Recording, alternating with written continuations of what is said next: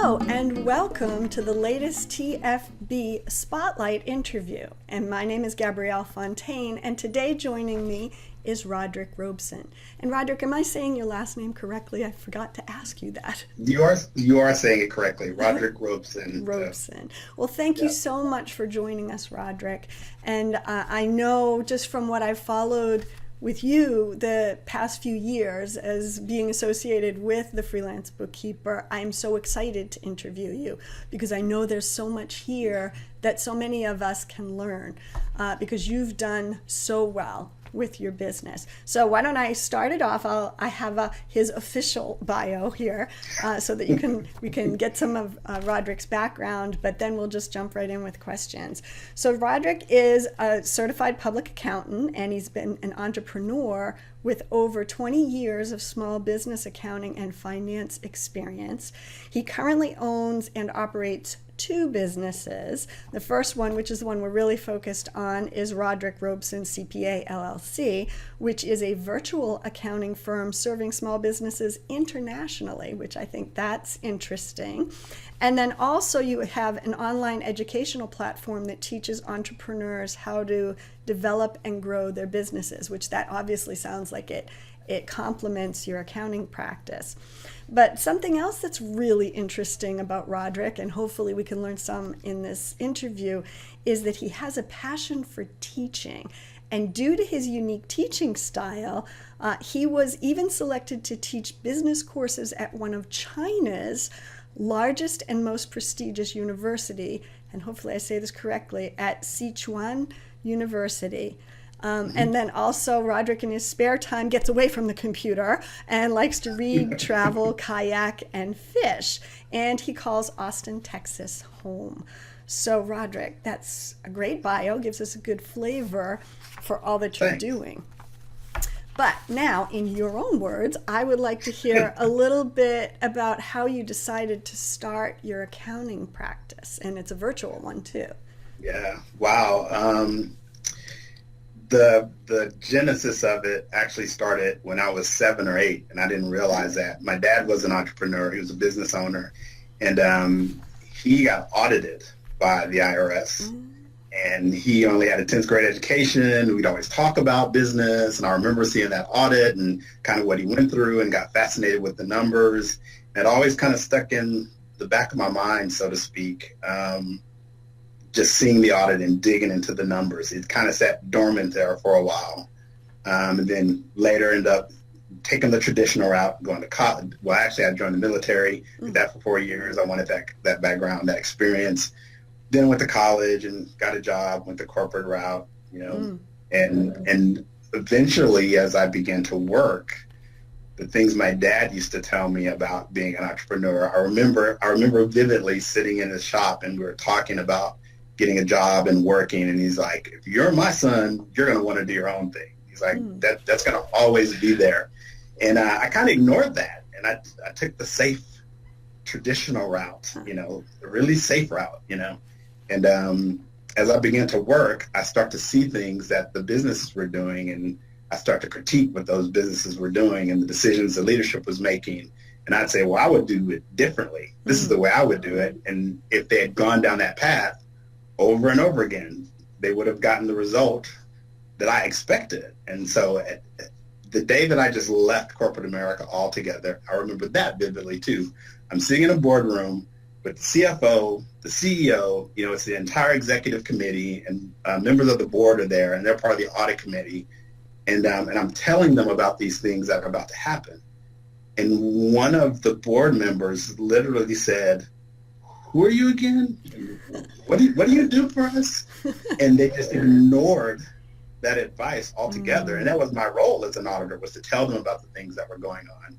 And that day I just said, you know what?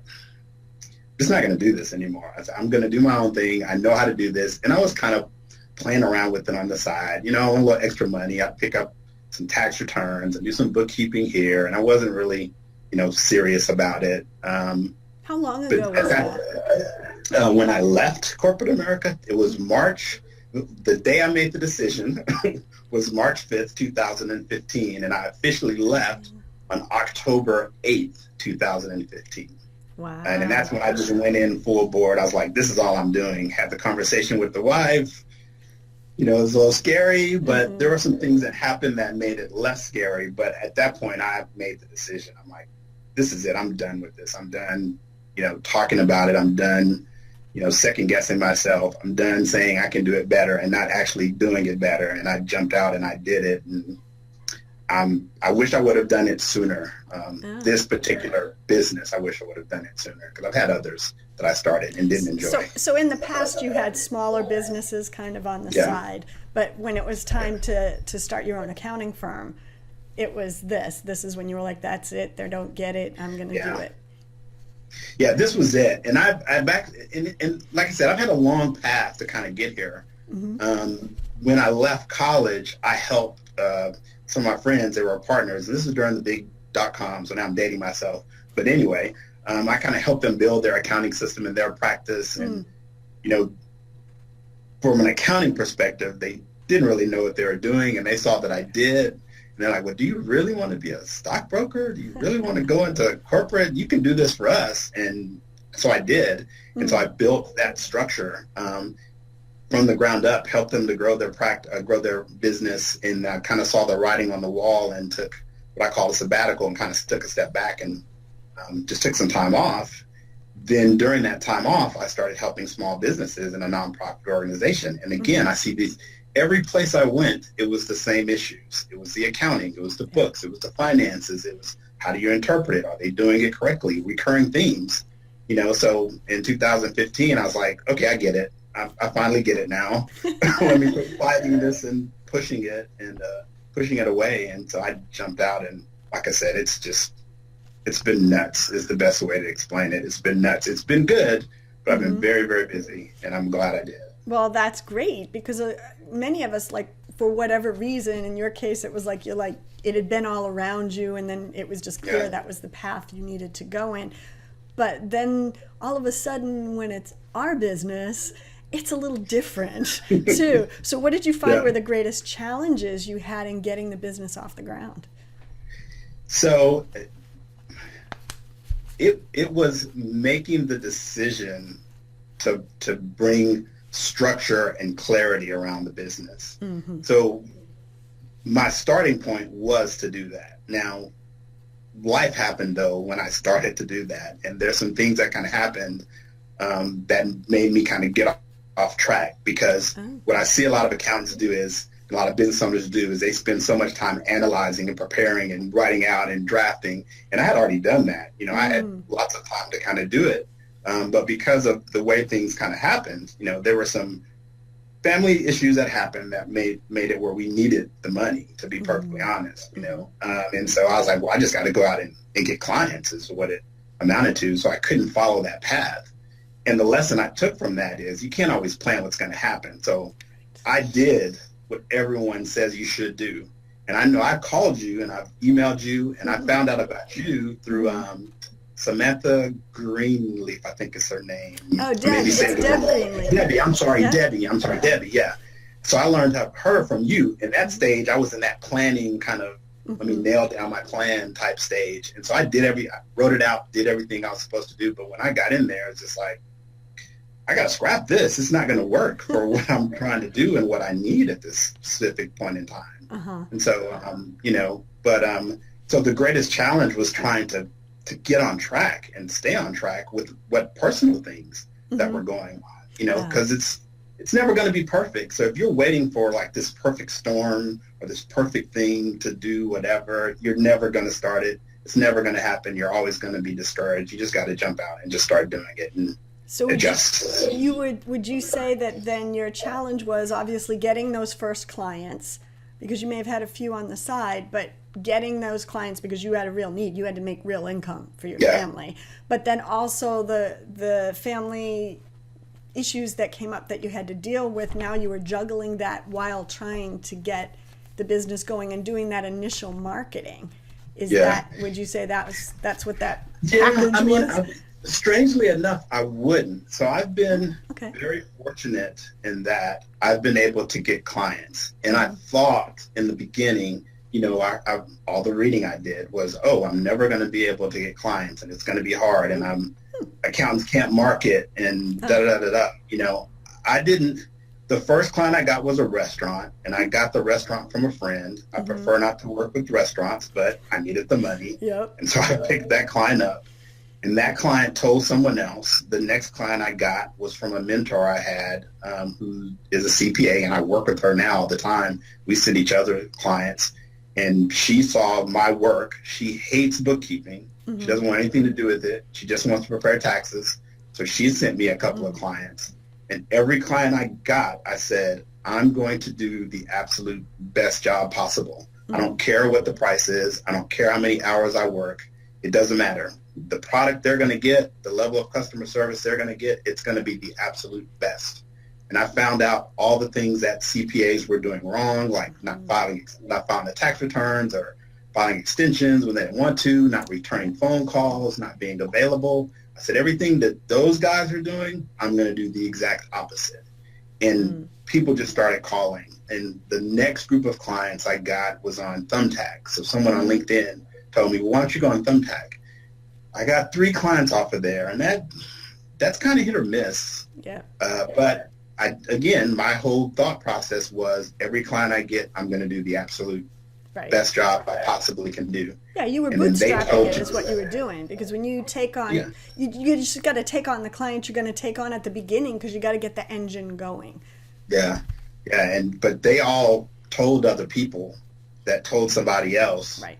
And now I don't really have to market. I ended up, like some of the clients I have now, I have a Shark Tank client. I have one client that's like growing super fast. It's a staffing agency. Some of my clients are getting awards. I have a client that's going to be on television pretty soon. So she's filming, and it was just, someone told me about you and that you're really good. Yep. And it's just kind of taken off from there. You're illustrating something that I love to point out when bookkeepers are starting a business, because so many are like, I need clients, I need to make money. And a lot of times they'll accept any client, even if it's someone that they can't really service well. Right. But your attitude was, no, I'm going to give them the absolute best service possible. I'm going to do the opposite that others do that are the downfall of accountants and bookkeepers. Yeah. The communication is a big one. You built that rock solid reputation of high quality right from the beginning. And that's a hugely important thing to do, because then you're not just like any other bookkeeping service or accountant. You're one who cares. You're one who's actually doing and helping and serving the client for more than just the money you'd make, because your commitment first was to give high quality. Having that fantastic reputation right from the beginning, I believe, is really, really important, because if you disservice your first few clients, you've now dug a hole for yourself, and you don't have a really good marketing engine, and it's really hard to get off the ground at that point. So that was one thing I see from watching you and having the years of experience, that was really important that you did that, and you did it very well. Yeah, it was important, because I felt like, I needed those clients, but number 2, regardless of what the profession says, I felt like I have a duty, and harkening back to my dad, he's during those times in his shop when I was a little kid and didn't really get it, he always talked about, if someone's going to give you $1, you have a duty, to give them that dollar's worth of value or more. And that's just kind of stuck with me. For instance, one of the clients I have, they had a really bad experience with their other CPA, and they're like, I have no idea what that CPA did and what they were doing, and what we really want is someone to come in here and kind of teach us what's going on.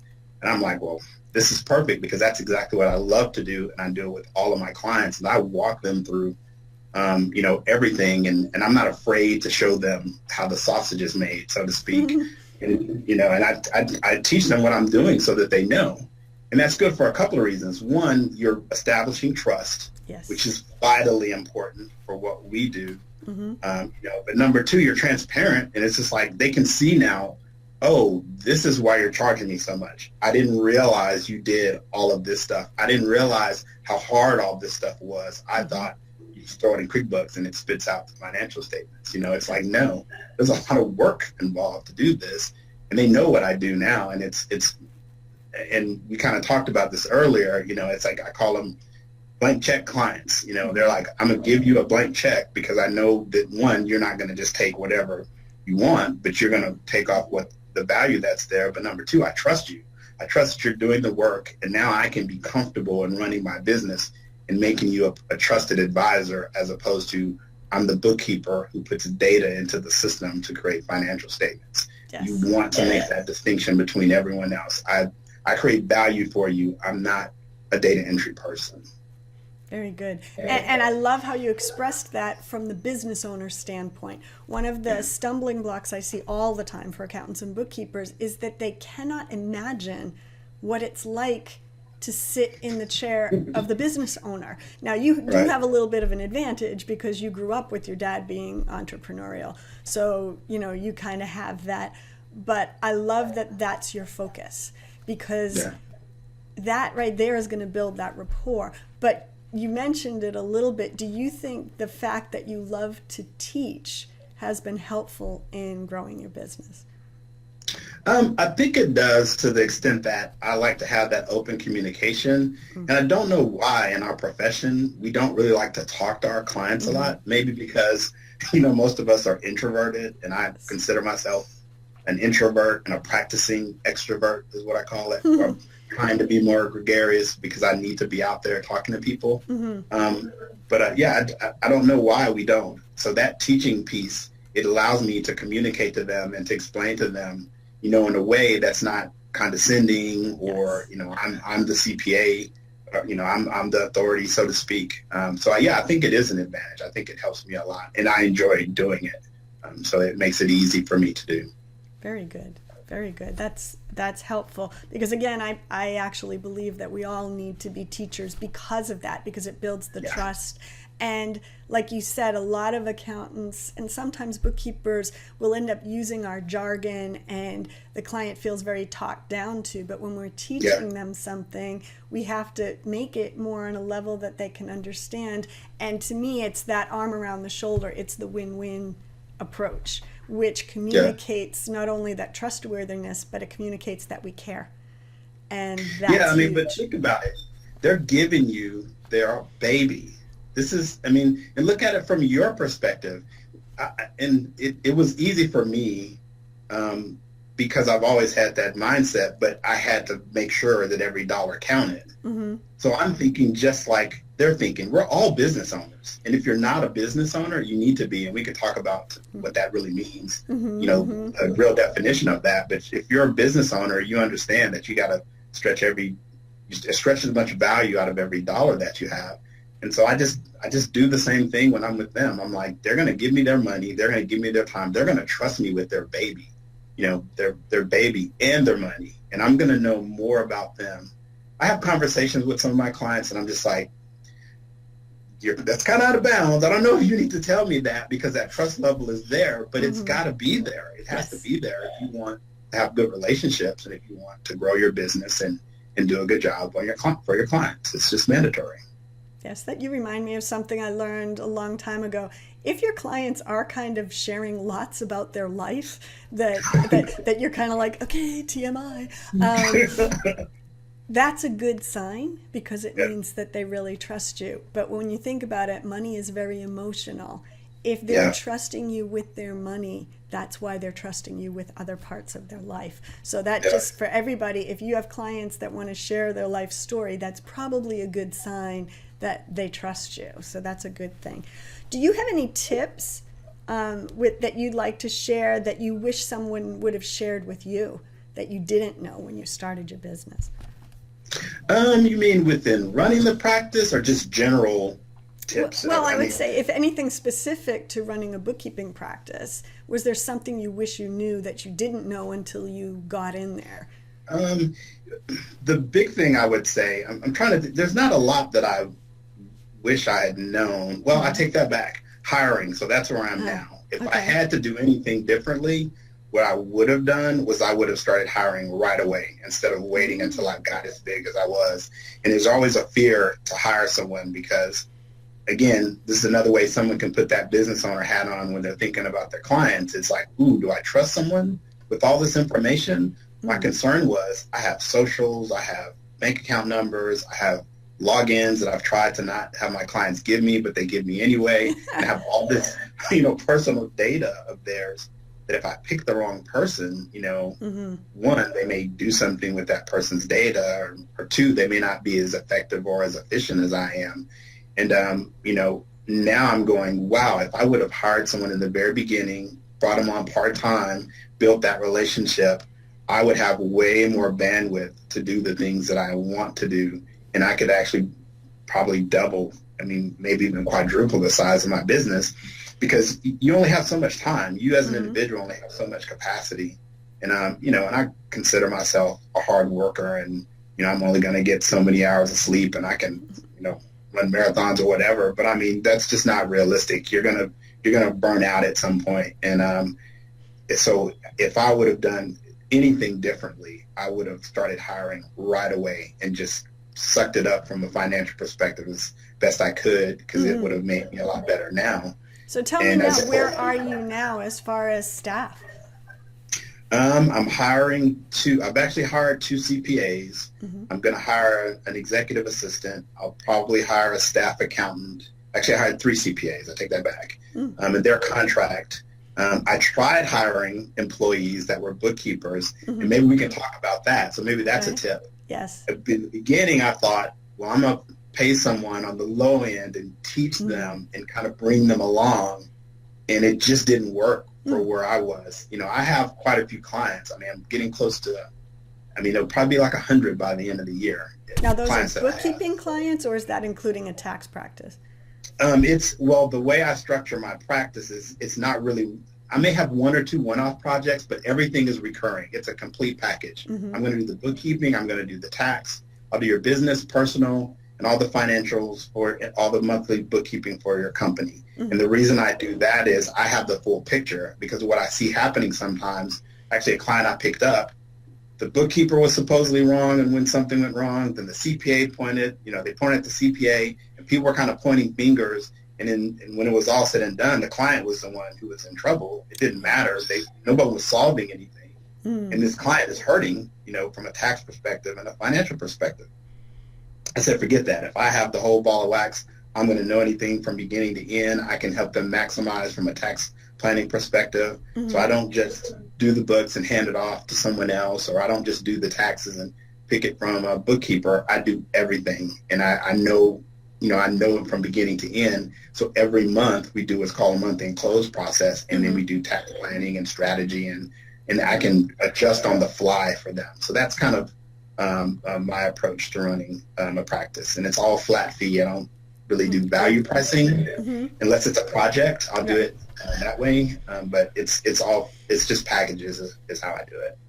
Very good. So how many staff? Because you said they're contract, but how many staff do you have helping? Just because 100 clients from a bookkeeping standpoint, that's a lot. If it's just and the reason I've been able to do all that on my own is automation. QuickBooks Online. I learned, within I look for 2 to 3 month trends for the bookkeeping, and then once I see the trends for an expense, that expense gets booked in QuickBooks Online. I don't even look at it until month-end close, and then you just do what's called a flux analysis, and you're looking for reasonability between period to period. If there's nothing extreme, and I'll do a quick review. Of course, I'm not going to never see those transactions, but I was able to be a lot more efficient because of automation. Right. But to answer your question specifically, so there's 3 contractors. I'll probably bring on two staff that are going to be doing accounting, and then I'll have at some point I'm going to hire an executive assistant to kind of manage the admin stuff and get me on a higher, more of a CEO type as opposed to being in weeds and a technician. Oh yeah. No, actually, I'm surprised that you don't have the admin already, because that's usually one of the first people that gets hired. But I need it. So we kind of covered where are you now in your business. Do you have any particular? You mentioned a little bit one client, but a battle story where it was like this real tough situation, and then you came out on top and were able to really turn it around, or just a battle story where maybe everything blew up, but you took away some key lessons from it? So my battle story kind of honed in on the concept of ideal clients.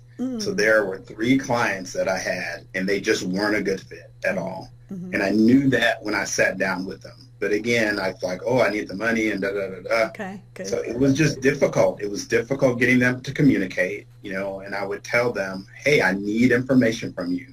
This is not a thing I can do in isolation. Right. I take your information and data, and I create something for us to look at. And then you make a decision based upon the information that I give you.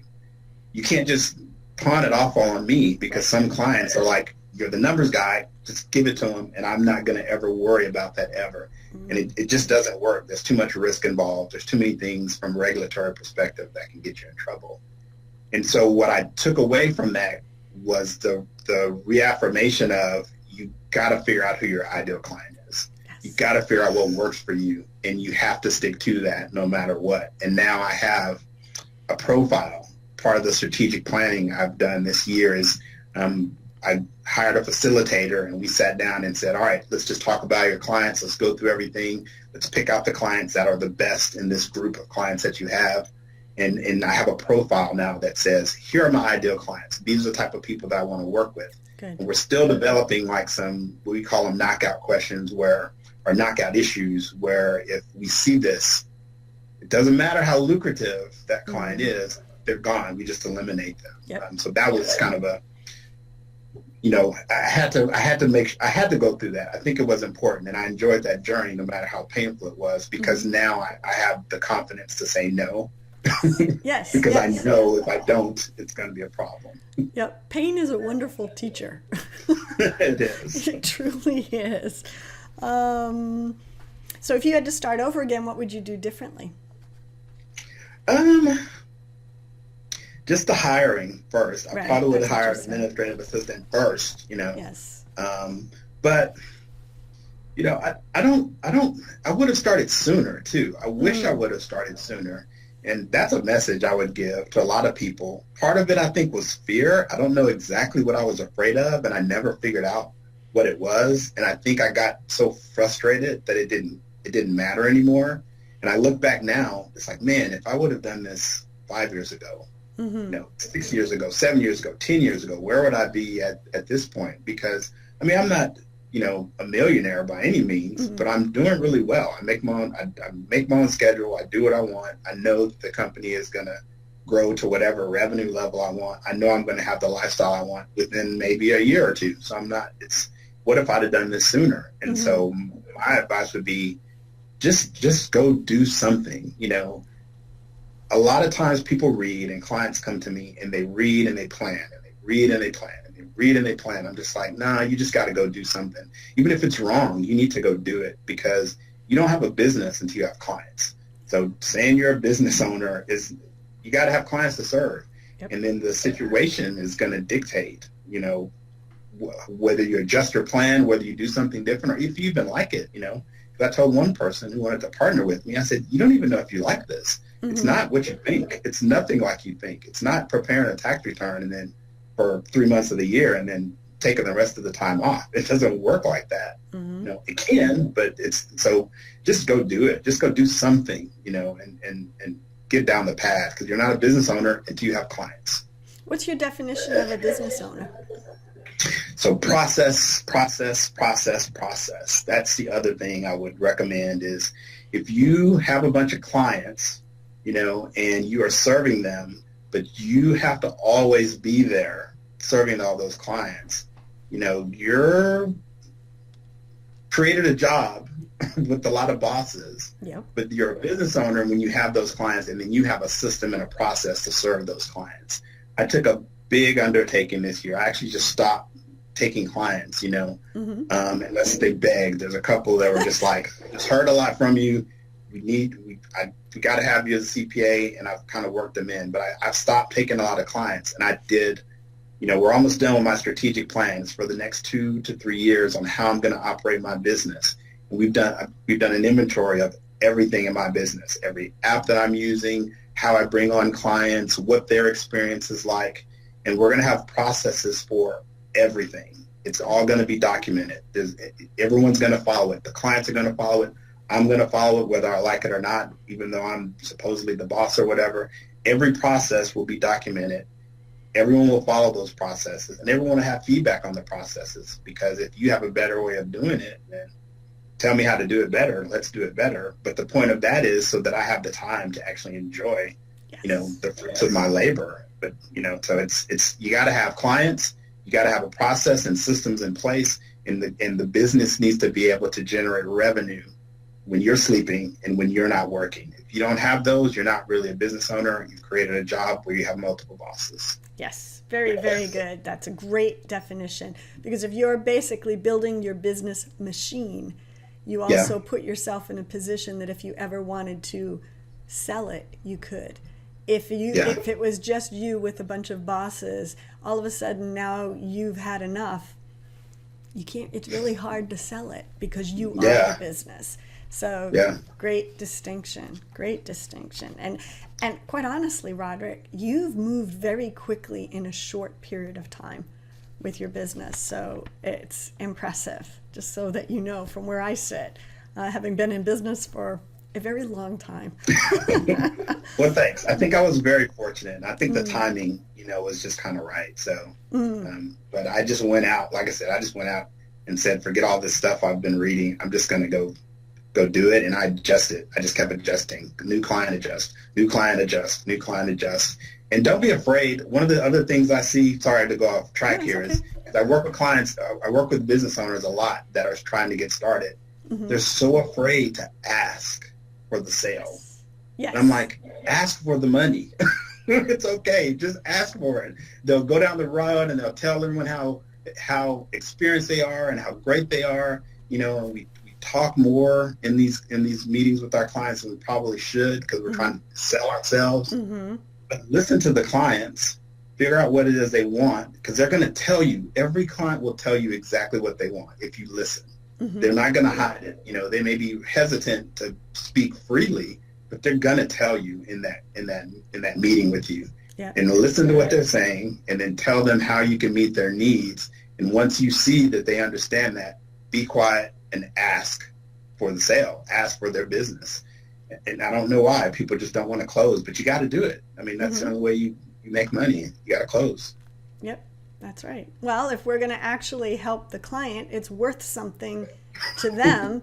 Therefore, we need to tell them, what is it worth? We're placing the value on it. This is what I can do it for, and make the offer. And don't be afraid if you don't know everything. Like, I've had clients that I picked up, and I'm like, you're a bookkeeper, you're a professional, you're an accountant, whatever your profession is, you can find the answer.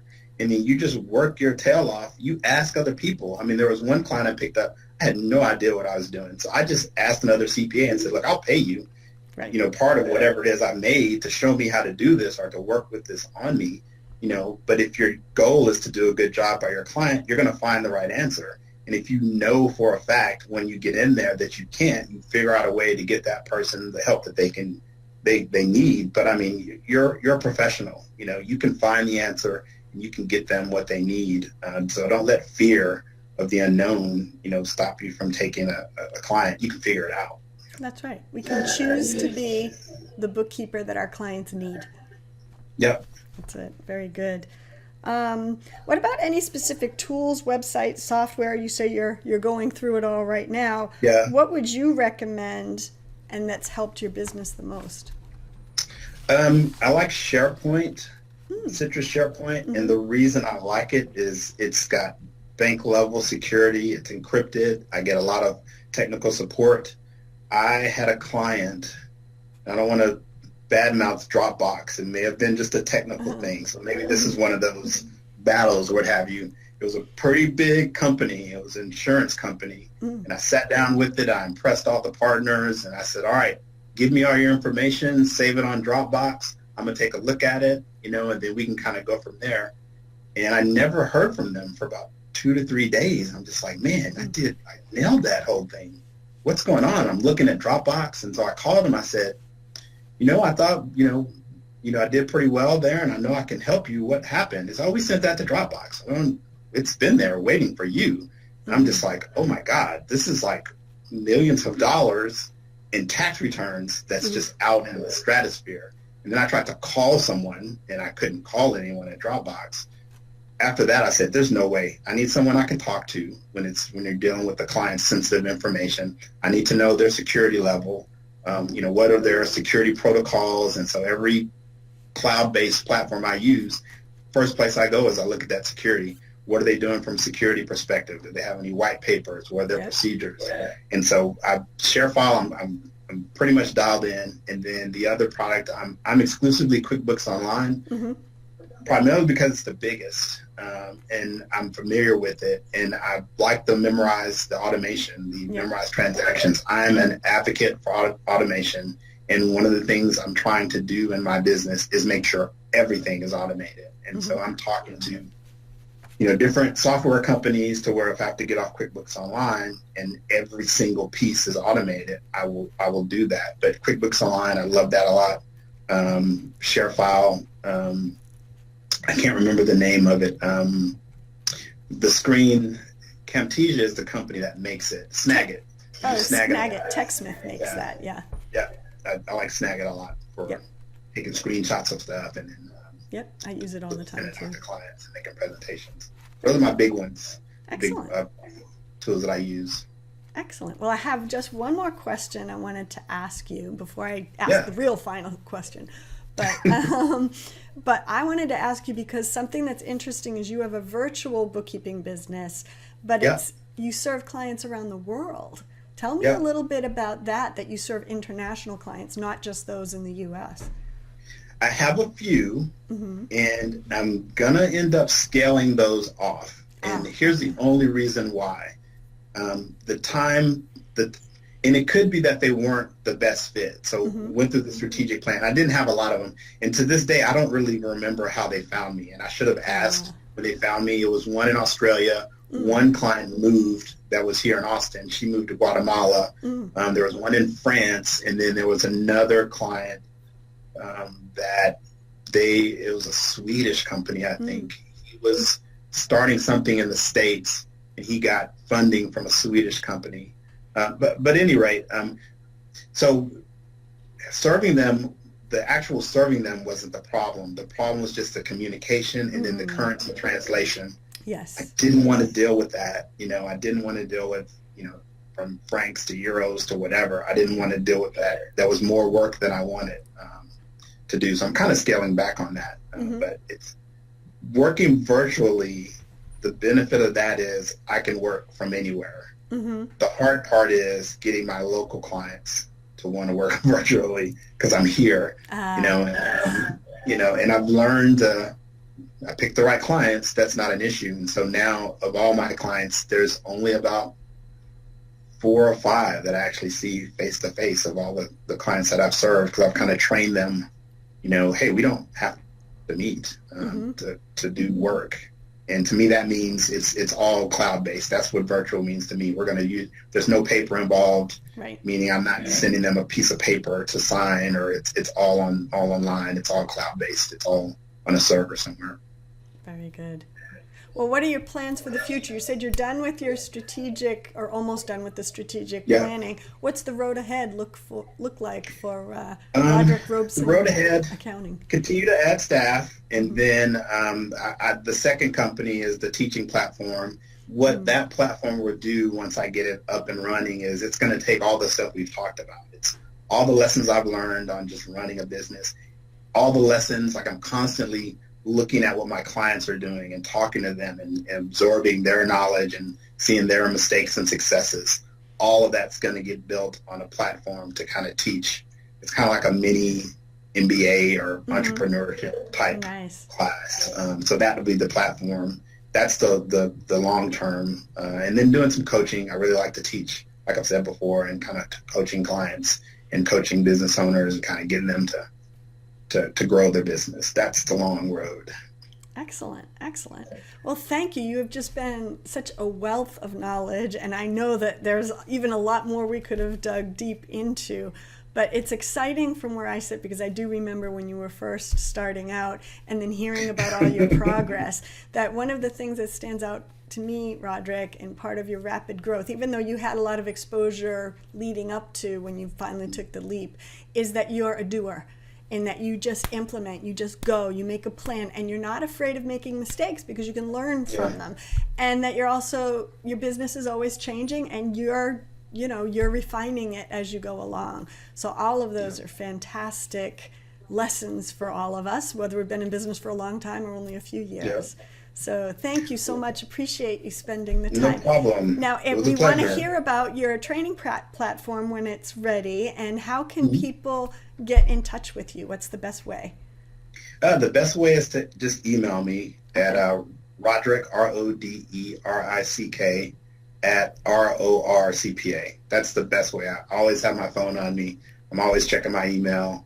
Again, kind of stay in contact with the clients. I mean, I do shut it off sometimes, but for the most part, I'm connected to that phone, and so that's the fastest way to get me before you could on the telephone. Very good, very good. Well, thank you, and hopefully we'll do another interview in the future once you're maybe a couple years down the road when we see how far you've come then too. I would love to. Thanks. Right. Thanks.